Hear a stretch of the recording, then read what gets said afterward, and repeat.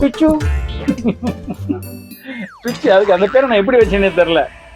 குட்டி குட்டின்னு கூட்டுக்கிட்டு இருந்தேன், அப்புறம் அது பிச்சா மாறிடுச்சு. என்ன இது வரைக்கும் ஒரு 90 அணிலுக்கு மேலே, 90 ஆமாம் 90 தாண்டி வளர்த்துட்டேன். எண்ணிக்கை இல்லை, வர வர வளர்த்து வெளியில் விட்டுருவேன்.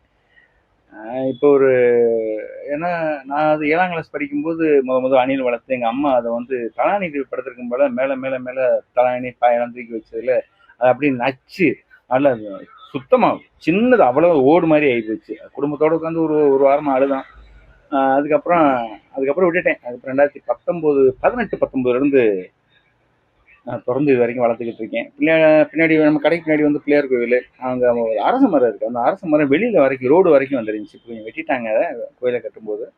அதில் அந்த ஒரு கூடு நல்ல காற்று மலையமா வந்ததில் அந்த கூடு அணில் குட்டியோட கீழே விழுந்துருச்சு. அதில் தாய் இல்லை, 2 குட்டி மூட்டை. நைட்டு தூங்கிட்டு இருந்தேன். எனக்கு திடீர்னு ஒரு மொழிப்பு வந்து கடையை அடைச்சிட்டோமா அடைக்கலையான்ற ஒரு எண்ணம். திடீர்னு பயம் வந்துருச்சு. வண்டி எடுத்து வேகமாக வந்து வண்டி நிப்பாட்டேன் கடை வாசலில். கீச்சுன்னு வச்சு செல்ஃபோனு லைட் எடுத்து அடித்து தேடி பார்த்தா கரெக்டாக என் டயர் பக்கத்தில் ஒரு குட்டி கிடக்குது, கண்ணு திறக்கல. அப்புறம் அதை தூக்கிக்கிட்டு அதுக்கப்புறம் தூக்கிட்டு பைக்கில் போட்டுட்டு கடையை வந்து செக் பண்ணிட்டு திரும்பி உழுக்க போய் பழையபடி பார்த்தா இன்னொரு குட்டி கோயில் வாசலில் கிடந்துச்சு. அதையும் தூக்கி போட்டுக்கிட்டு 2018 19 அப்போ இருந்து இப்போ வரைக்கும் ரொட்டி தான் வளர்த்துக்கிட்டே இருக்கேன். இது வரைக்கும் 90 அணிலை தாண்டி வளர்த்துட்டேன். ஆமாம், அது கடைக்குள்ள உட்காந்து அது குட்டி போட்டு வளர்த்தது அது ஒரு 150 அணிலுக்கு மேலே இருக்கும். குட்டி என்ன ஆகும்னா வளர்ந்ததுக்கப்புறம் குட்டியை வந்து உள்ளுக்குள்ள வைக்காது, குட்டி வெளியில் விட்டுரும். அது அது அது தொடவே விடாது. ஒரு ட்ரிப்பு சரி நம்ம தானே வளர்த்தான் இல்லைன்னு சொல்லி கூடுக்குள்ள கையை விட்டு விடுக்குன்னு பிடிச்சி ரத்தவரை கடிச்சு வச்சு பிடிச்சி அதுலேருந்து குட்டி நான் தொடவே மாட்டேன்.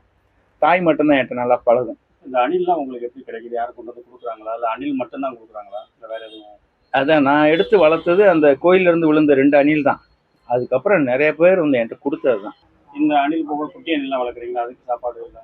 அது என்ன சாப்பாடு, ஒரு இன்குபுலர் பால் தான். வேற என்ன, டெய்லி ஒரு கொஞ்சம் பால் வாங்கிட்டு வந்துடுவேன்.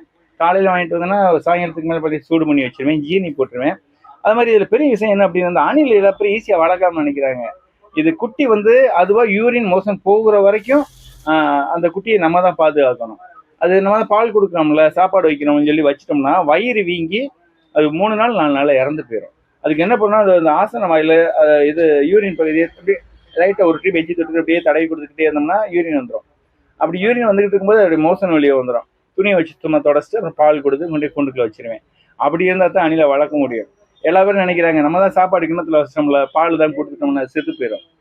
அணில் வளர்க்குறது இந்த யூரின் மோஷன் அதுவாக போகிற வரைக்கும் நம்ம எடுத்து விடலைன்னா வேஸ்ட் தான். மறக்க முடியாத அணிலாம் ஒரு அணில் 3.5 வருஷம் ஆச்சு அதை வளர்த்து.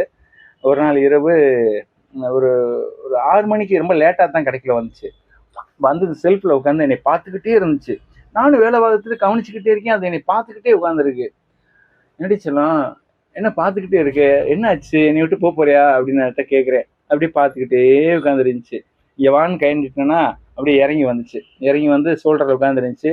பிடிச்சி தடவிக்கிட்டு முதல்ல பேசிக்கிட்டே இருக்கீங்க, இப்படி என்னை பார்த்துக்கிட்டே இருக்க, என்னை விட்டு போறியா, ரொம்ப வருஷம் ஆச்சா அப்படின்னு சொல்லி பேசிக்கிட்டே இருக்கேன். அப்படியே எப்போதுமே துருதுருன்னு இருக்கும். அது அப்படியே பேசாமல் நம்ம எங்கிட்டலாம் பிடிக்கிறோமோ அப்படியே உட்காந்து பார்த்துக்கிட்டே இருந்துச்சு.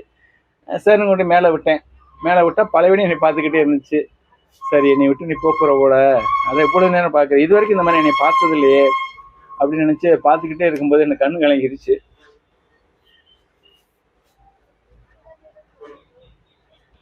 தடை கொடுத்துட்டு அப்புறம் கடை அடைச்சிட்டு போனேன். அன்னையிலேருந்து இன்னைக்கு வரைக்கும் அதை நான் பார்க்கல. அதான் நான் கடைசியாக பார்த்தது.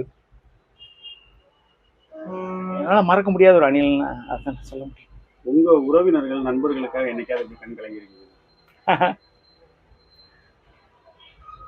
கண் கலங்கிறது இப்போ இந்த மாதிரி உயிர்கள் மேல ரொம்ப என்னால் பொறுக்க முடியாது. ஒரு ட்ரிப் நான் ரோட்டை கிராஸ் பண்றேன்னு ஒரு மாடு பஸ்ஸுக்காரை வந்து அடிச்சிட்டேன்.